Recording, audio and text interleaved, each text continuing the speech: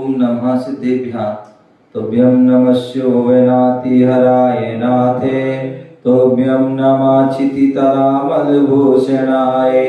तोभ्यं नमस्ते जगता परमेश्वराय तोभ्यं नमो जिनमवोदधिशोषणाय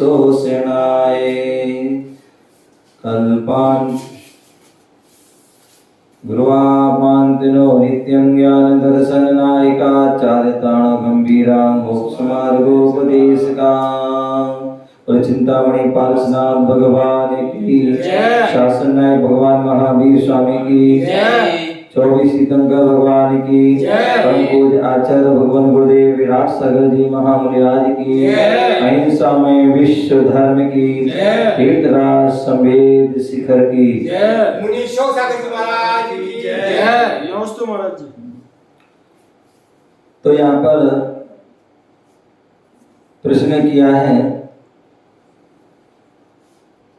प्रभु दयाल जैन त्रिनगर और उन्होंने जो है प्रश्न किया महाराज श्री परदेश में कोई व्यक्ति जाता है तो उसके कितने मित्र होते हैं, कौन कौन से होते हैं। बहुत अच्छा प्रश्न है।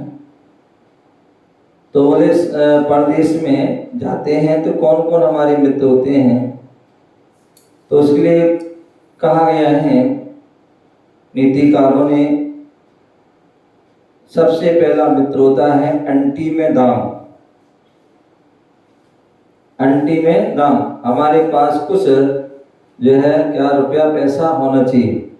यदि रुपया पैसा होगा तो हम कहीं भी चले जाएंगे, कहीं भी आ जाएंगे, अपनी खाना पूर्ति अपनी जो है दिनचर्या की जो है पूर्ति हम कर सकते हैं। अन्यथा आप जो है परेशान हो जाएंगे। बोले दूसरा मित्र क्या है। बोले विदेश में जा रहे हैं तो विद्या का होना, ज्ञान का होना भी जरूरी है। यदि आपके पास पैसा भी नहीं है तो भी चल जाएगा, लेकिन आपके अंदर ज्ञान होना चाहिए, आपके अंदर विद्या होना चाहिए, आपके अंदर बुद्धि होना चाहिए, आपके अंदर समझ होना चाहिए। यदि ऐसा है तो वह भी सबसे बड़ा आपका मित्र है। तीसरा मित्र कौन सा है बोले तो बोले जो है कष्ट में सद्बुद्धि। कहते हैं कि विनाश काले विपरीत बुद्धि। जब व्यक्ति की जो है विनाश काल आता है तो उसकी बुद्धि खराब हो जाती है। लेकिन कह रहे हैं यहाँ जहाँ कष्ट हो वहाँ हमारी बुद्धि सद्बुद्धि है ना। यदि कष्ट में भी यदि हमारी सद्बुद्धि रहेगी तो व्यक्ति कितने से बड़ा कष्ट भी होगा ना, उस कष्ट से भी व्यक्ति जो है निकल जाएगा, उसको सहन कर लेगा। और बुद्धि नहीं है, अगर सद्बुद्धि नहीं है तो थोड़ा सा कष्ट भी वह जो है विकराल रूप बना लेगा। तो इसलिए जो है सद्बुद्धि का भी होना। अन्यथा होता ये है कि थोड़ा सा कष्ट आता है तो व्यक्ति जो है बुद्धि को सोच नहीं पाता, कुछ समझ नहीं पाता, कोई अपना कुछ निर्णय नहीं ले पाता, और यही सबसे बड़ी समस्या। चौथा परलोक में जो है धर्म स्तुति। हम परदेश में हैं तो हमारे लिए क्या करना चाहिए, धर्म की स्तुति। यदि हम धर्म की स्तुति करते हैं तो एक उससे संबल मिलता है, एक शक्ति मिलती है, हमें एक जो प्रेरणा मिलती है और उससे पहचान भी होती है, लोग प्रभावित भी होते हैं। तो इसलिए जो है हमारे लिए धर्म की स्तुति भी होना चाहिए परलोक में। सदाचार, हमारा यदि सदाचार सद आचार है, सम्यक आचार है, श्रेष्ठ आचार है तो हमारे शत्रु भी मित्र बन जाएंगे। और यदि हमारा आचार खराब है, आचार हमारा बेकार है, बुरा है, खराब है, तो आपके मित्र भी क्या हो जाएंगे, शत्रु बन जाएंगे। तो इस सदाचार कौन है। आप कहीं पर भी रहें, कैसी भी अवस्था में क्यों ना रहें, लेकिन कभी सदाचार को जो है नष्ट न होने दें। सदाचार हमेशा बनाएं। कितनी भी ऊंचाइयों को प्राप्त कर लें,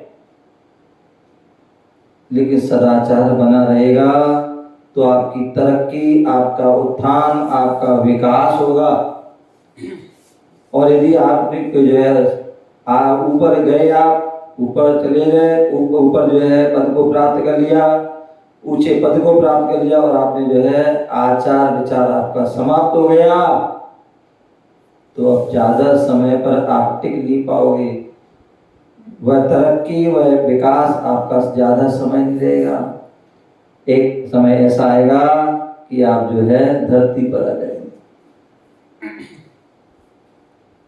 और अंत में जो है छठवां मित्र जो है बुढ़ापे में धर्म पत्नी काम करती है।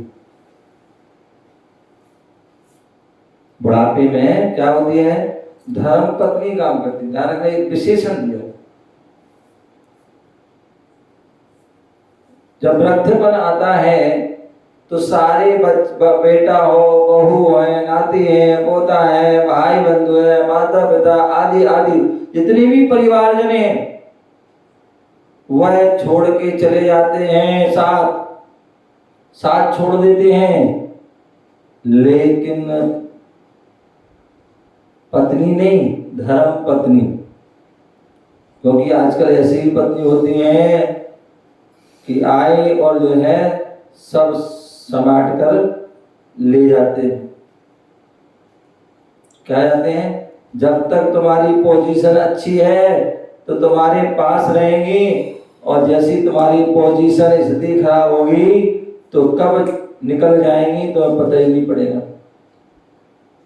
तो वो जो है वो पत्नी है, कर्म पत्नी है, वो धर्म पत्नी नहीं है। और जो धर्म पत्नी होती है वह जीवन के हर उतार चढ़ाव में वह साथ रहती है, हमेशा साथ रहती है। अच्छा समय हो चाहे बुरा समय हो, चाहे सुख का समय हो चाहे दुख का समय हो, वह हर समय में आपका साथ देगी। वह धर्म पत्नी होती है।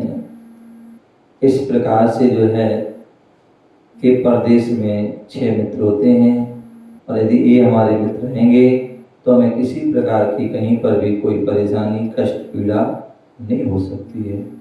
ओम नमः।